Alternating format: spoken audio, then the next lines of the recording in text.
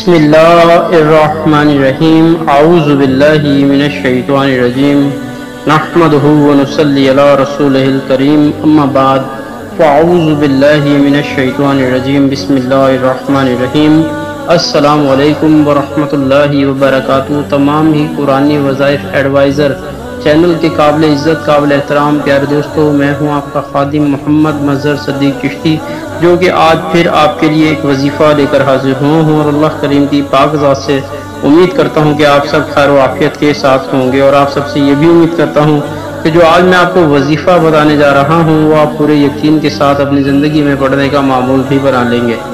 اگر آپ ہمارے چینل قرآنی وظائف ایڈوائزر کی ویڈیو کو پہلی بار دیکھ رہے ہیں تو میری آپ سے نہایت ہی مؤدبانہ اور التجانہ گزارش ہے کہ آپ ہمارا چینل قرآنی وظائف ایڈوائزر کو سبسکرائب بھی کر لیں اور لائک شیئر کرنا بھی ہرگز مت بھولیں۔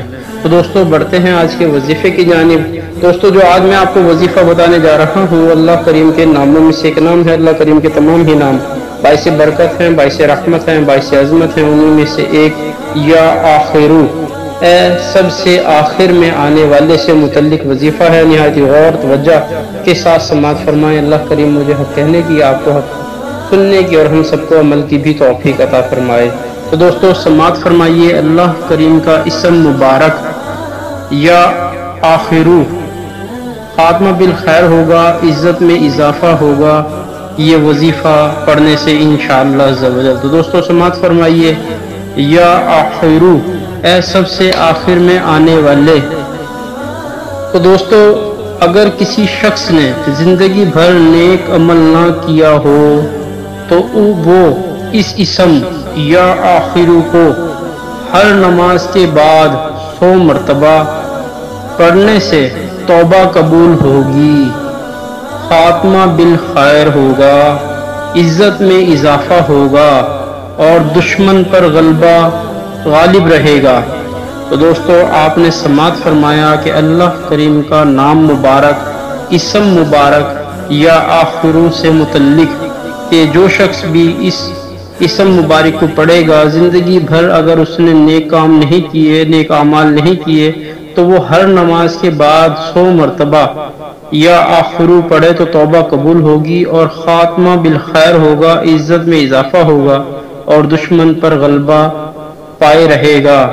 تو دوستو میں آپ سب سے امید کروں گا کہ آپ اس وظیفے کو اپنی زندگی میں پڑھنے کا معمول بنا لیں گے۔ تو نماز 5 وقت باجماعت تکبیر اولیٰ کے ساتھ پڑھیں۔